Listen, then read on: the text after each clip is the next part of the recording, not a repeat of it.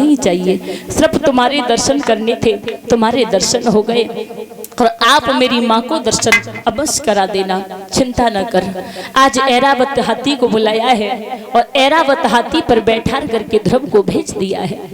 जब ध्रुव चला है ऐरावत हाथी पर बैठकर के परीक्षित महाराज, जब बुजुर्गों को ये पता चला है कि ध्रुव ने भगवान की भक्ति की या भगवान के दर्शन हो गए, तो सभी नर नारी ध्रुव को देखने के लिए चले हैं, दर्शन करने के लिए चले। लेकिन परीक्षित महाराज वो 5 वर्ष का बेटा, बड़ा ज्ञान है उसे, ध्यान रखना। जैसे ही ध्रुव ने देखा है कि मेरे पिता के समान बुजुर्गों पैदल चल के जा रहे हैं और मैं ऐरावत हाथी पर बैठ करके जा रहा हूँ, भैया ठहर जाओ। आज रुकवा लिया उस हाथी को। आज ध्रुव नीचे उतर गए और नीचे उतर करके जिस समय चले हैं, जब चले हैं जैसे ही अपने गांव में पहुंचे हैं ध्रुव परीक्षित महाराज, तो मौसी को ये पता चला कि ध्रुव भगवान का भजन करके लौटा है।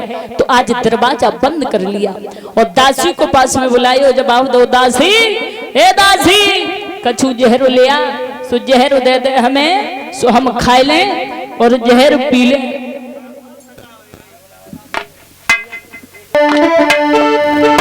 तो दासी बोली है, ए रानी पहले नहीं सोचा,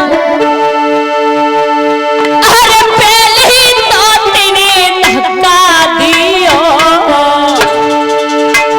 पहले तो तेने धक्का दियो, और अब जहर मंगाई रही है और छुटनी नहीं कालो छिरोई के कहा छुटाई रही है।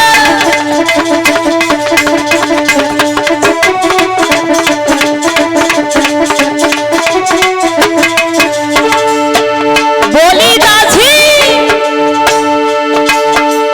पहले धक्का दिया,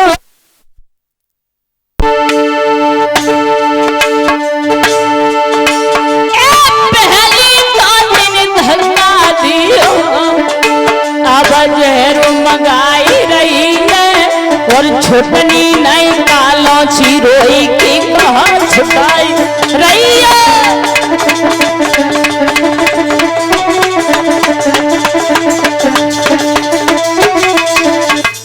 मेरे भैया तब तक ध्रुव मौसी के दरवाजे पर पहुंचे। सबसे पहले ध्रुव मौसी के दरवाजे पर पहुंचे हैं, जवाब दिए, मौसी दरवाजा खोल।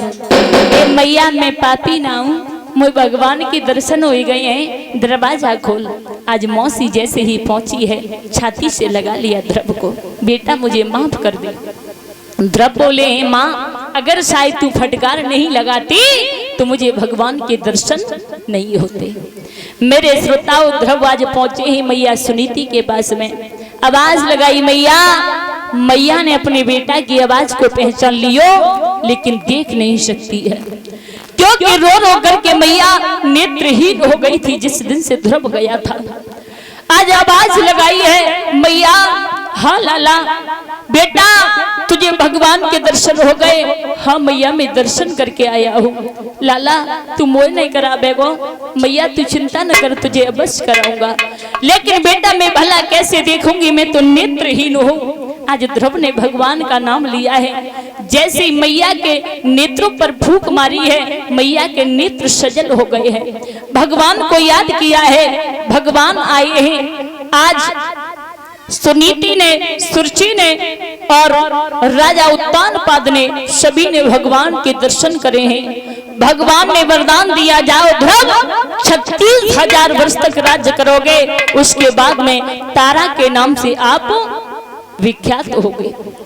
ऐसा कहकर के आज प्रभु वहां से अंतर ध्यान हो जाते हैं। बोलिए भक्तवत्सल भगवान की। एक दो लाइन का भजन बोलो, आगे बड़ी सुंदर कथा आ रही है राजा बलि की। ताली बजा करके बोलेंगे सभी।